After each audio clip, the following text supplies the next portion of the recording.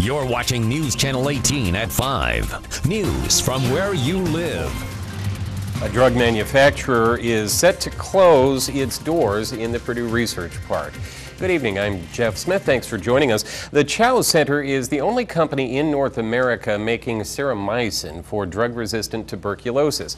Kristen Majorano has today's top story.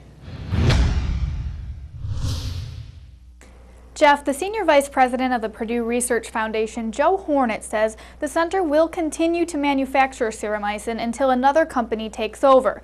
That will essentially be a humanitarian effort for people with TB. The bottom line was the bottom line. Hornet says in the 5 years since the Chow Center was founded, it only posted a profit during 6 months. He blames the tough economy and the small size of the company for its ultimate failure. Now the Research Foundation will investigate what to do with the Chow Center. Hornet says the company will probably finish its small batch contracts within the next couple of months, but he says he expects it to take 12 to 18 months to find a new manufacturer for ceromycin.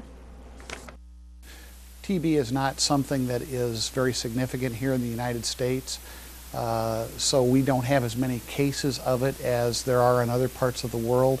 But people who have drug-resistant TB, this is one of the 3 drugs that they have to have in order to wind up getting a cure from the disease, so it's very important for those that need it. Hornet says there are 2 other companies that manufacture drugs for tuberculosis, but both of those manufacturers are located outside of North America. The Chow Center was founded 5 years ago after 2 Purdue graduates donated $5 million. Kristen Majorano, News Channel 18. Thanks, Kristen. Well, the results from Boobquake are not exactly earth-shattering. Purdue student and Boobquake creator Jennifer McCright says it won't shake up the science of earthquakes.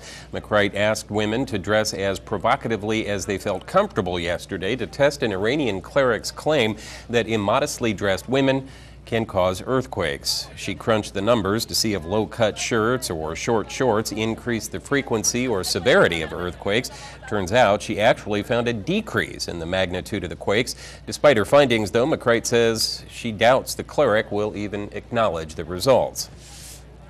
I probably didn't change his mind, but hopefully this gets people thinking about how important skeptical and scientific thinking is, and that they're allowed to question whatever people claim to believe in. McCright says she realizes her experiment was not perfect science. Coming up at 6, an earthquake expert gives his thoughts on Boobquake. To see the detailed data, you can go to WLFI.com. Well, some Monticello residents are looking for a home run when it comes to raising hundreds of thousands of dollars to build a new sports complex. Aaron Leedy explains.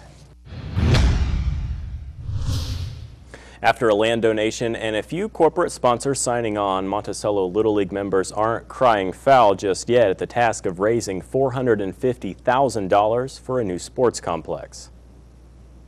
I just called him, I guess, and told him what we were looking for, and we needed to have a place to build it. And Milt said we could pick 10 acres and he'd give it to us for that particular cost. Monticello Little League board member Brad Smock says after a 10-acre donation from Milt Cole, the next step in building a new sports complex is to raise funds. Smock and others are planning to construct new ball diamonds and other sports fields, along with concession stands and restrooms on the 10-acre site located along County Road 100 North, just west of Monticello. Right now we're playing on one field that is actually a nice field, and then we're playing on 2 other fields that are, I guess, inadequate for the amount of teams that we have playing. Smock says a complex is needed where kids can play and also be able to host tournaments, something that isn't feasible at the current location. The new Cole family complex would be funded entirely by donations and grants, all $450,000 of it. Smock says 3 companies signed up for naming rights to fields so far, and some fencing has been donated. But we've got a long ways to go before we get all the money that we need. Monticello Little League President Brad Ward hopes the new complex will encourage more kids to get involved in sports. Hopefully it would give Little League a chance to grow as an organization itself. Right now we have about 250 kids playing on three fields. Ward says not only will the new youth sports complex benefit the kids who will someday play ball here, he says it will also benefit the community as well. The more people you have in town, and if kids come down the interstate, they're going to stop in Wolcott and Reynolds and, maybe grab a bite to eat there and come on over and fill the hotels up on the weekends. And To make a donation or inquire about naming rights to things like concession stands or bleachers, you can call Brad Smock at 574-943-3215 or 574-943-3310. And those phone numbers will also be listed on our website, WLFI.com. Smock hopes work can begin this summer. Aaron Leedy, News Channel 18. A former Lafayette restaurant could be getting a new look with your help. Joe LePage takes a closer look into a project called The River. Andre Lucas knew he wanted to help the homeless. He wasn't exactly sure how to do it until he saw a commercial for Pepsi's Refresh project. You got a company who wants to give away $1.5 million a month for 12 months.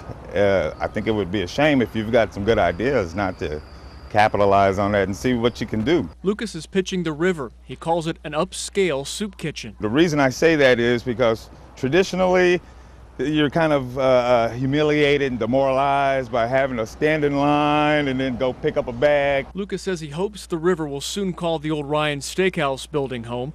He hopes it'll break down the walls of sadness and build up ones of confidence. It'll be operating just like a regular restaurant per se, except instead of having a menu board with prices, if you can, donations would be greatly accepted, and if you can't, enjoy the show. In order for Lucas's dream to be realized, he has to finish first or second in Refresh project voting. Right now he's 69th. Lucas says if he doesn't win this time around, he'll tweak his game plan and try again. His goal is to open The River by December 2010. Joe LePage, News Channel 18. Voting for the Pepsi Refresh project ends April 30th. The finalists will be announced on May 1st. To vote for The River, you can go to our website, WLFI.com. Still to come this afternoon, Indiana State prisons may be getting some new technology, and police are increasing their numbers. Find out when and where after the break.